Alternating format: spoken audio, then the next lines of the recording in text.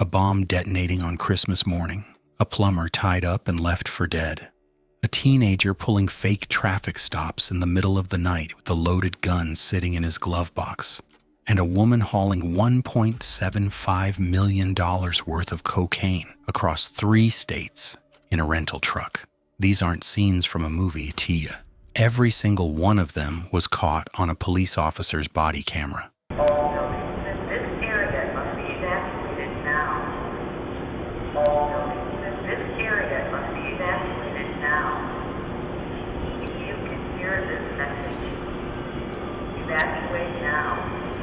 December 25th, 2020, 5:30 in the morning, 166 2nd Avenue North, downtown Nashville, Tennessee, United States. Most of the city is still asleep. It's Christmas Day. That's when the first 911 call comes in. Shots fired. Officers from Nashville's Central Precinct respond expecting something routine. What they find instead stops them cold. Parked right outside an AT&T transmission building, a white RV.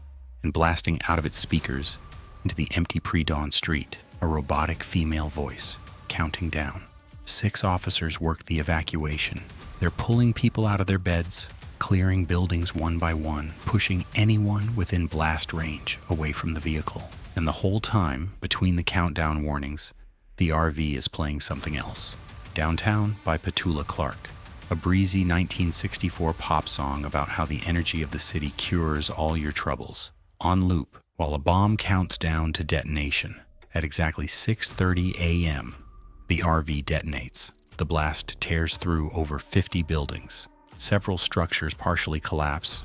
The AT&T facility is knocked offline, cutting phone and internet service across parts of the southeast for days. 8 people are injured, and the only person killed is the man who was still inside that vehicle. His name is Anthony Quinn Warner, 63 years old, a quiet, solitary IT contractor from Antioch, a suburb of Nashville. His neighbors described him as a hermit, polite, kept to himself, never any trouble. But investigators tell a different story. And that's when I had learned that he told me he was an electronics technician and an IT technician. So, and that was 10 years ago. He was a recluse. He and I were not, let me be very clear, he and I were not friends. You will not find anybody in my neighborhood who will claim to be a friend of his. He was just a legitimate recluse.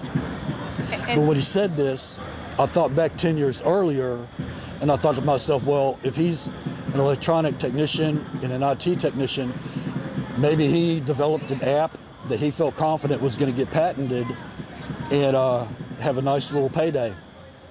Nothing about that conversation raised a red flag.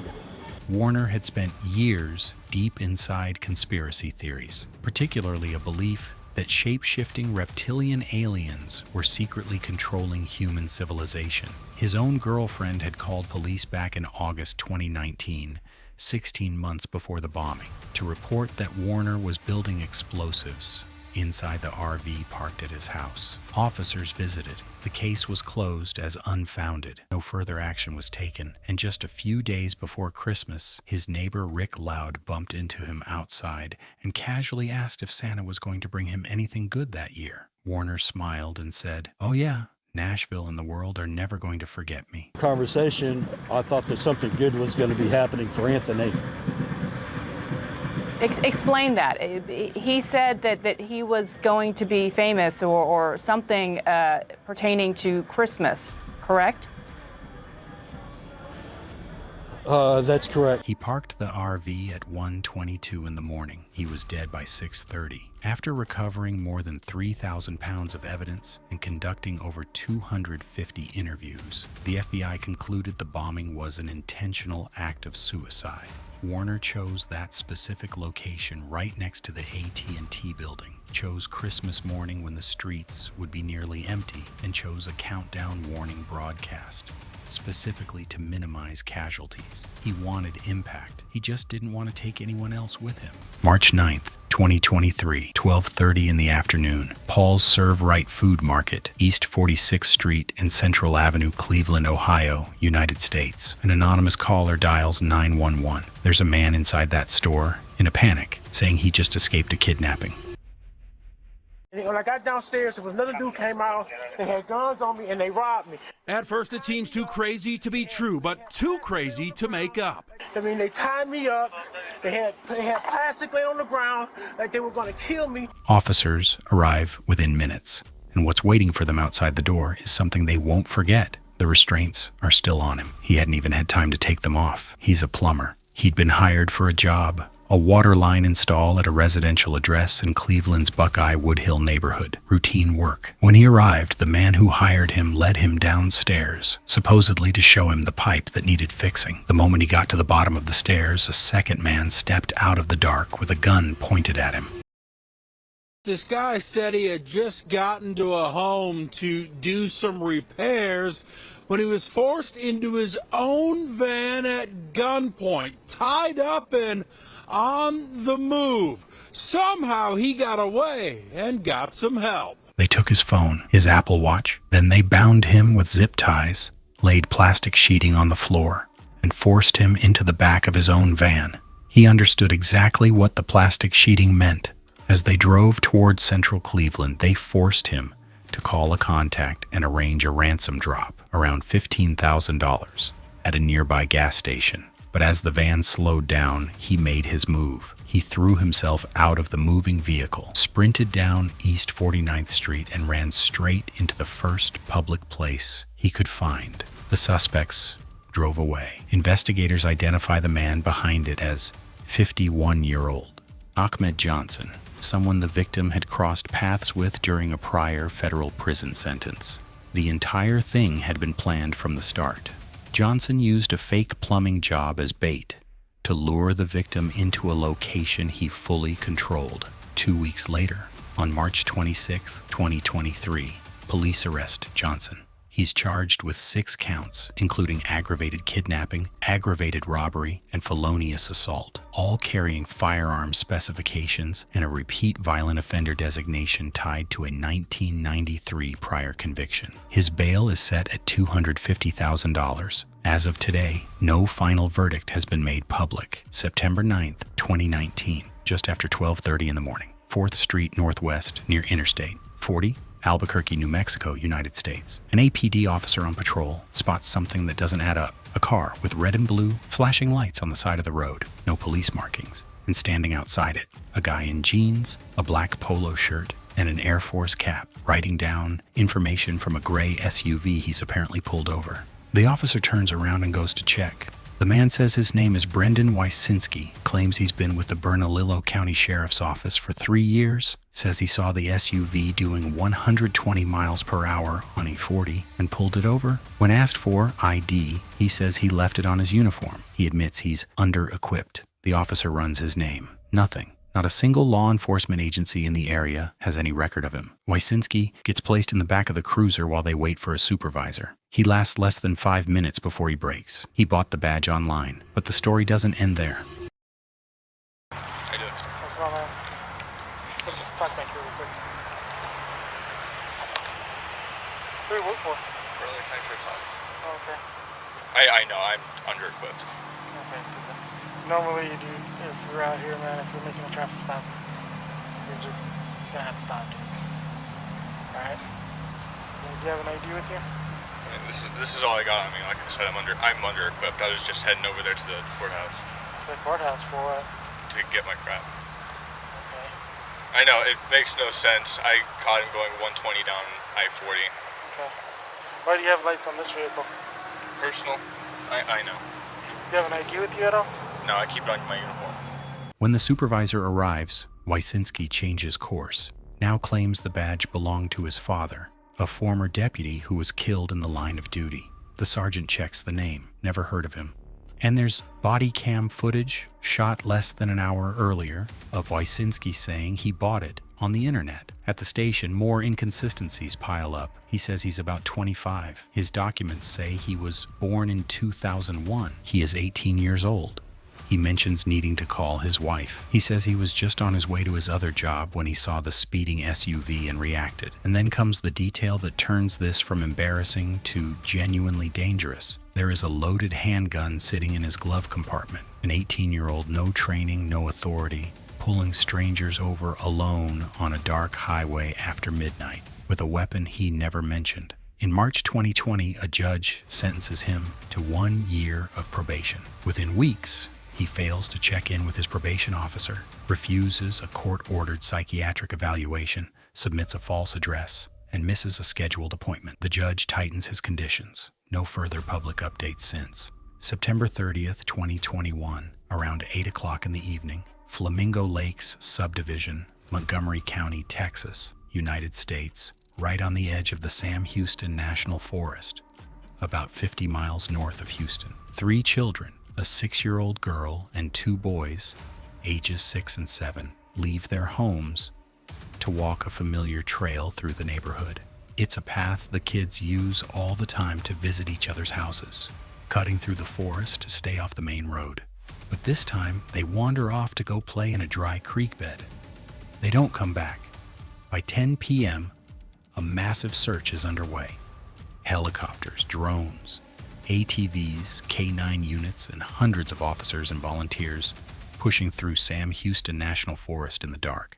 They search through the night. No signal, no trace.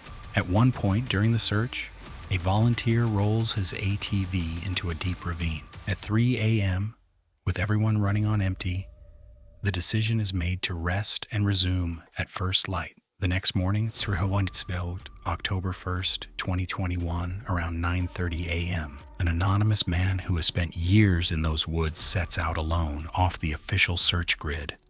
Following his instincts, he goes deeper, and then he hears them. They had been out there for over 24 hours. They had sheltered through the night under a fallen tree in the pitch-black forest, leaves and branches matted into their hair, soaking wet, and with nothing to eat since the day before. But they were alive and completely uninjured. The volunteer had almost no cell signal out there. He squeezed a 911 call through just long enough for dispatchers to triangulate his position and guide Sergeant Jason Smith of the Montgomery County Precinct 2 Constable's office in on foot. Smith's phone compass kept cutting out. Rescuers on the nearby road blew their horns and hit their sirens to help navigate him out. It took nearly 30 minutes of pushing through thick growth before they broke into the clearing. The kids were reunited with their parents on the road, surrounded by first responders. And as Sergeant Smith was leading them out of the trees, one of the boys looked up at him and asked if there were cheeseburgers in the police car. Here, let's pick this. Grab hold of that. There you go. You're really strong. Am I really strong? I don't think Lose your shoe? I got you.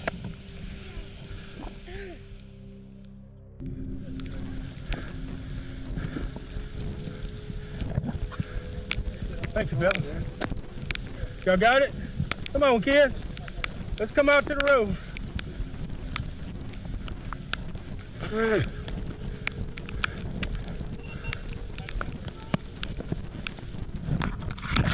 Whoa, good. What? There you go, buddy. Look at you. You made it. May 5th, 2025, around 7:15 in the evening, South Arlington Road, Springfield Township, Summit County, Ohio, United States. Officer Austin Branham of the Springfield Township Police Department pulls over a car. The registered owner has an active arrest warrant and a suspended driver's license. He identifies the driver as 55-year-old Victoria Vidal of Akron, detains her without incident. Hi, how are we doing today? I'm Officer Good. Brandon, Springfield Township Police Department. Okay, stop it, Josh. How are you? So the reason I stopped you is you are suspended with a warrant for your arrest. And goes back to check the vehicle. That's when things stop being standard. Victoria's pet raccoon, named Chewy, is sitting in the driver's seat with a methamphetamine pipe in its mouth.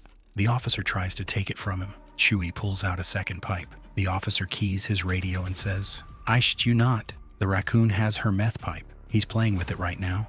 As investigators later pieced together, Chewy had been living with Victoria long enough that he started picking up on her habits. He'd been around drug paraphernalia so consistently that it had simply become part of his environment. A full search of the vehicle turns up a large quantity of methamphetamine, crack cocaine, and 3 glass meth pipes total. Chewy is unharmed, secured in a pet carrier, and handed off to wildlife authorities. Victoria actually had the legal documentation to own a raccoon in Ohio, where exotic pets are allowed under state permit.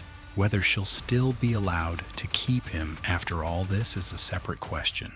Vidal is charged with felony drug possession, 3 counts of drug paraphernalia, and cited for driving under suspension, facing up to 3 years in prison and fines up to $10,000. The department later posted, "While our officers are trained to expect the unexpected, finding a raccoon holding a meth pipe is a first."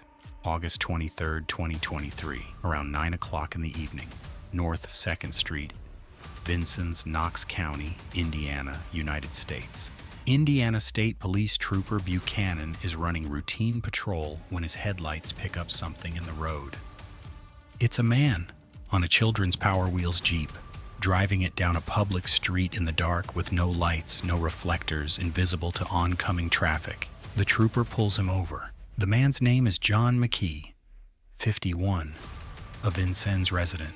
He tells the trooper he's been riding this Power Wheels Jeep around for the past 9 months, and nobody's ever stopped him for it. He says he was only 4 blocks from home. The trooper immediately spots signs of impairment and starts the sobriety assessment. McKee fails the walk and turn, fails the one-leg stand. He's transported to Good Samaritan Hospital in Vincennes for chemical testing. Results: under the influence of both methamphetamine and marijuana. Because McKee already had a prior OWI conviction on his record, the charge is elevated to a level 6 felony under Indiana law, operating a vehicle while intoxicated with a prior conviction. He's booked into Knox County Jail. Mid-stop, the trooper actually calls his supervisor to double-check. Yeah, any drink or anything tonight? No, not at all? Okay. I'm gonna do a couple checks, make sure you're okay real quick, all right?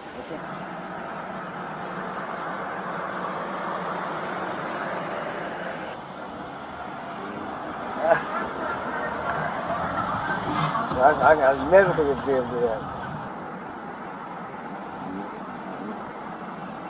Can you legally arrest someone for DUI on a battery-powered toy?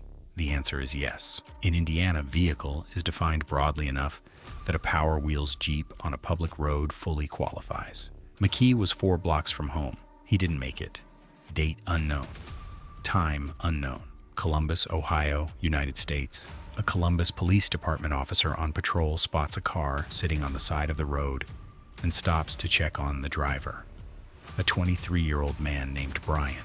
Brian says he just pulled over to rest, that he was feeling tired. He can barely keep his eyes open mid-sentence. The officer asks if he's been drinking. Brian says no. Asks about drugs. Brian says not today, but in the past. The officer presses him. Are you lying to me? Brian starts a sentence and never finishes it. His head drops forward. This isn't exhaustion. The officer recognizes it immediately. Columbus at this time is in the middle of one of the most severe overdose crises in the country, and officers on the force carry Narcan and use it regularly on calls like this one. What's going on, man? Oh, I was just a bit tired, so I pulled over for a second, trying to go a nap. Okay. You haven't been drinking? No, No. I do not. No drugs? No. Here, on the office. Hold on one moment. Where do you live? I'm on the phone. I live over in Galloway. On Galloway? In Galloway. Off Galloway Road. You're having a hard time keeping your eyes open, man. When's the last time you slept? It's been about a day and a half, 2 days.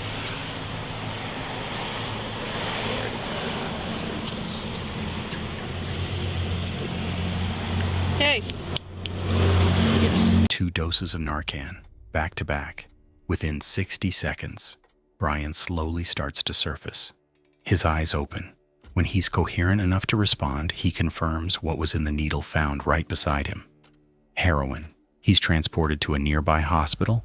No further update on his condition has been found in any court records or local reporting since. What makes this encounter stand out is how close the margin was. Columbus officers at this point were responding to as many as 10 overdose calls in a single night. This wasn't an unusual situation for them. It had become a kind of grim routine. But if that officer had driven past Brian's car or hesitated or waited 2 minutes longer before deploying the Narcan, that would have been it. March 22nd, 2024, 1:30 in the afternoon. Interstate 70 eastbound, Madison County, Ohio, United States. Ohio State Highway Patrol Sergeant Timothy Williamson is on routine patrol when he spots a white Penske box truck with out-of-state registration doing everything wrong, weaving between lanes without signaling, tailgating a semi in the rain, and running with no headlights. He pulls it over. The driver is 27-year-old Andrea Celaya Rodriguez from Tucson, Arizona. She rented the truck in Tucson.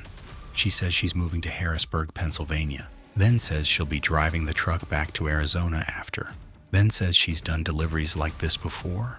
With every question, her story shifts slightly, and the nervousness radiates off her in a way that goes well beyond a routine traffic stop. Then Williamson spots something on the rear cargo door. A cut-proof industrial padlock. That's not how people move furniture. How are you? Good on yourself?